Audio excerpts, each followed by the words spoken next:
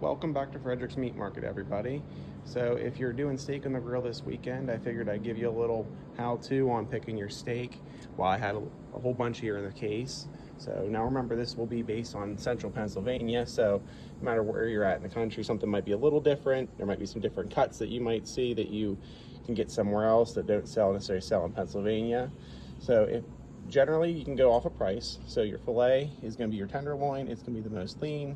It's going to be the most tender that way, but it is a little bit more expensive. If you're willing to go with a little bit of marble, a little bit of fat, you can go with a Delmonico steak.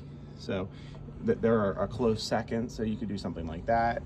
If you want something along the leaner line, you can do a New York strip, which a New York strip, if you're looking for like the one you see on the cartoon where you see your T-bone steak, a New York strip is a boneless T-bone.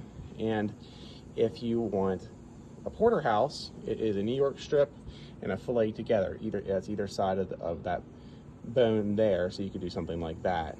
Otherwise, if you want to do something like a sirloin steak, you could do one of those. They do great on the grill.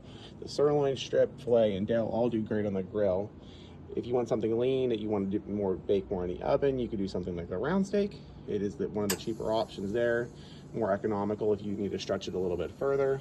Otherwise, you could go up here, and I have flat iron steaks. So everybody cuts them a little different. We cut them so they look like that off of a piece of chuck. But you'll see it filleted out. You'll see it different ways depending on who's cutting it, where you're at in the country, and things like that. Those flat irons, they do good on the grill. You can also bake them. You can do them in the pan, whatever you like. So no matter what person you're feeding, you have a steak for everybody. Like I said, the flat iron do great on the grill or in the oven.